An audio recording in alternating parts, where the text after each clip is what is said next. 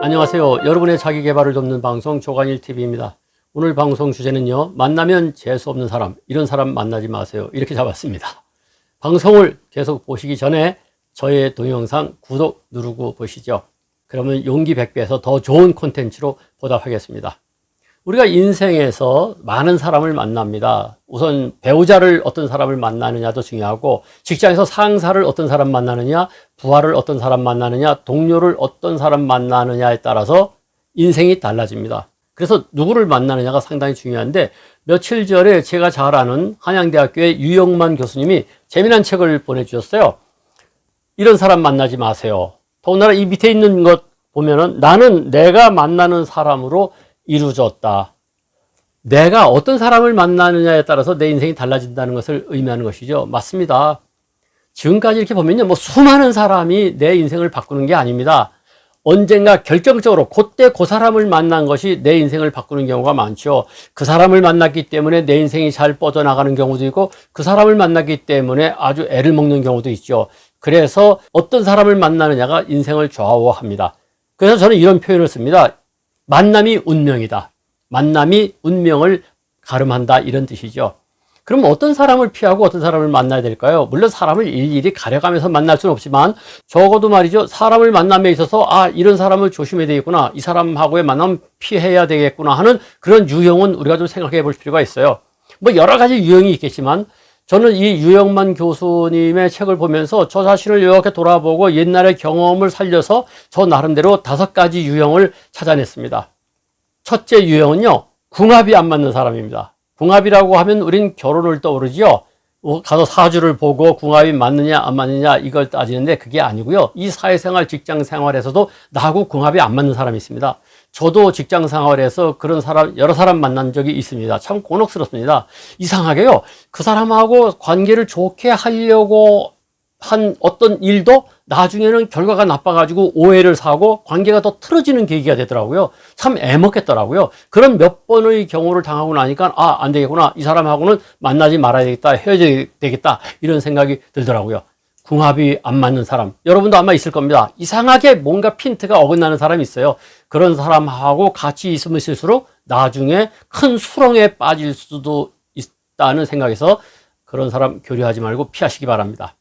두 번째는요, 밥을 안 사는 사람이요. 좀 조잡스럽습니까? 근데 이 밥이라고 하는 게 그냥 밥이 아닙니다. 관계입니다.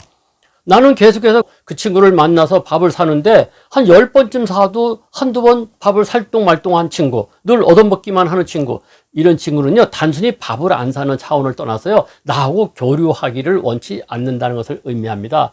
그뿐만 아닙니다. 그런 사람은요, 자기만 아는 사람입니다. 아주 속이 좁은 사람일 수 있습니다. 쪼다일 수 있습니다. 그런 사람 서로 새겨봤자 괜히 속만 부글부글하고 짜증나고 스트레스 받습니다. 만나지 않는 게 좋습니다. 세 번째는요, 꼭 반대급부를 바라는 사람이 있습니다. 사람을 사귀고 사놓으라면 서로 이게 도움을 주고받고 하는 게 인생사 아닙니까? 그런데요, 어느 날 내가 좀 도움을 받았는데 그걸 어김없이 기억하고 있다가, 야, 지난번에 그거 도와줬는데 맨입으로 그냥 지나가는 거냐, 이런 사람이죠. 맨입이냐 아니냐 따지는 사람이요. 이게 정말 좋지 않습니다. 어떤 사람은요, 일을 도와주고 나서 잊을만 했는데 오히려 찾아와가지고 한턱 내라는 사람까지 있습니다. 그런 사람 사귀어서 뭐 하겠습니까? 인간 사이가 기브 앤드 테이크라고 하지만, 내가 기부했으니까 반드시 나도 너로부터 기부 받아야 되겠다, 즉 테이크 해야 되겠다는 이런 사람은요, 별로 도움이 안 됩니다. 그런 사람 사귀지 마십시오. 스트레스 받습니다. 네 번째는요, 네거티브 피플입니다.